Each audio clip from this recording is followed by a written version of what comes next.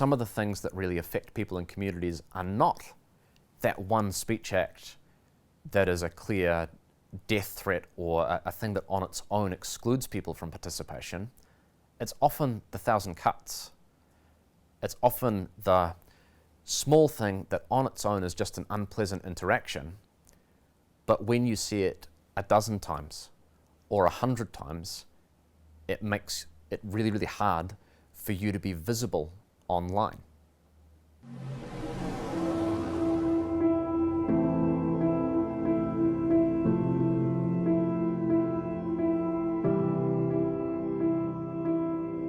We're seeing a range of behaviour online, and some of it is across the really pointy end of the pyramid of harm and crosses the line for incitement of hate and discrimination. And we have a few things to say about the current law. One is that it exists. So this is not a new area for regulation that compromises free expression. This is an area where there already is criminal and civil liability. But the current law is framed in some ways that sound quite archaic, that are vague in a way where it's a bit hard to understand how broad the standard is, and that have been very limited in the kinds of harm that they address. So the current law only addresses incitement of hate on the grounds of national origin, ethnicity, and race, I think. The reforms put that intervention on a more principled and principled basis that includes other potential grounds of discrimination. Religion, gender identity. There's discussion of expanding it to other grounds protected by the Human Rights Act.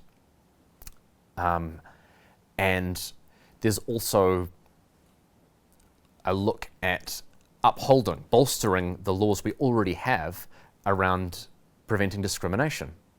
So if you, in the context of employment or accommodation or other protected areas under the Human Rights Act, we're not allowed to discriminate against people based on their sex, their sexuality, their gender identity, their ethnic identity. And should we let people stir up those attitudes, given that we've already committed to protecting against that kind of discrimination?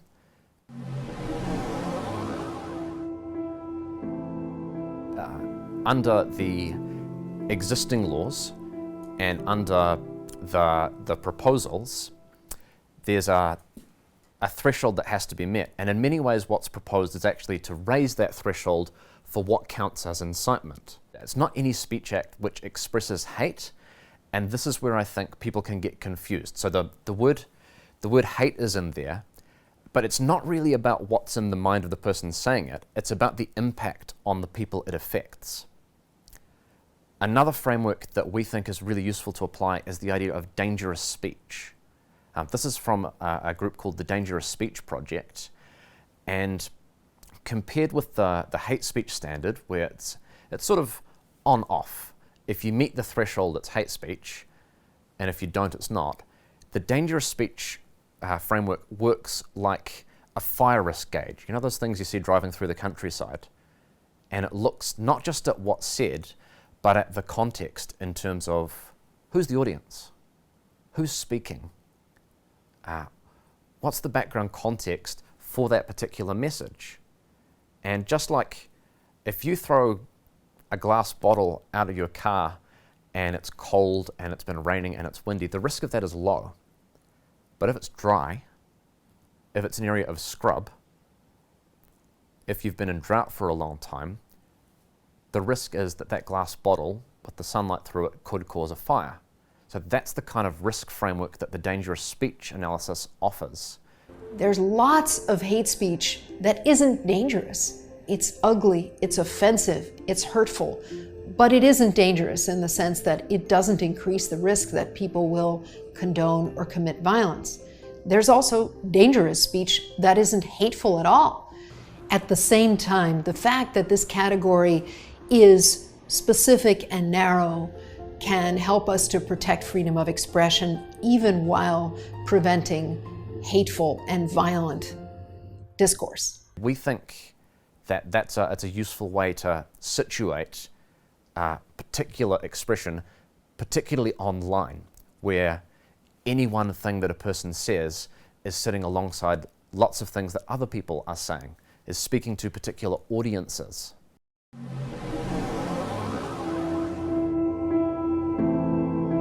The person who says sticks and stones will break my bones and names will never hurt me is trying to protect themselves from the hurt that they're feeling. Now, none of that is to say that this is easy to intervene on. How do we get evidence about another person's emotional state and the impact on that? It's hard. It's something that the Harmful Digital Communications Act grapples with, where to fit under there, a communication must cause serious emotional distress. And that people were worried about that as an impact on free expression, but you've also got to look at what the consequences are. When we're talking about people who are daily facing abuse and harassment online, that makes their lives hard, that's probably something that most people in Aotearoa wouldn't be aware of. And when we're talking about the real pointy end of addressing hateful and harmful material, that's probably not the first thing you go to when you're told that something is a debate about free expression. We have a really strong norm in our media and in our government institutions of thinking about things on the assumption that people are engaging in good faith, that some people have their way of life and beliefs and other people have their way of life and beliefs, and we disagree. And we need to navigate that in a pluralist society. And that's the case for most people, but there's also a few, an extreme fringe group, who are interested in attacking that basis of civil disagreement, in undermining trust in shared institutions like elections. And the normal conversations around a marketplace of ideas or free expression, I don't think they're built for a world where you have within your society groups of people who are seeking to overturn the basis of that shared conversation.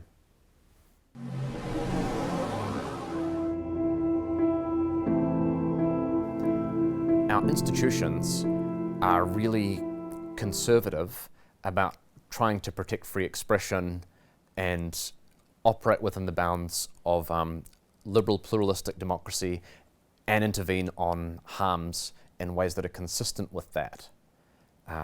There's a lot of people voicing concerns at the moment about overreach and government doing too much and overstepping those bounds. That's not what I see.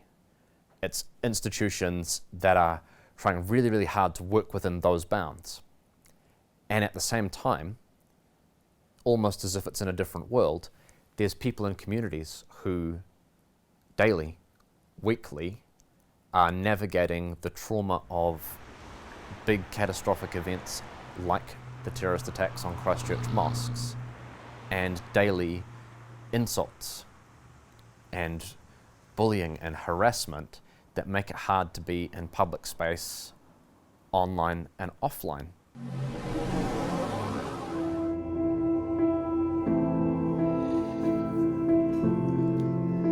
What we don't have is a unifying front door or institution to bring all these things together. So before the internet, these would have been different channels delivering content by different media. You're getting it on your TV, your radio, and your newspaper.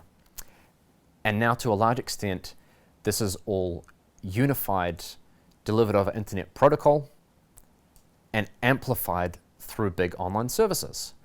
A lot of how people in Aotearoa access and see and comment on the news is because it's popped up in their social media feed on the social media services they use. And we don't have a domestic Aotearoa appropriate forum to have a conversation about those things, to report across the board on concerns that come up, to think about what we actually want and what's in our interests.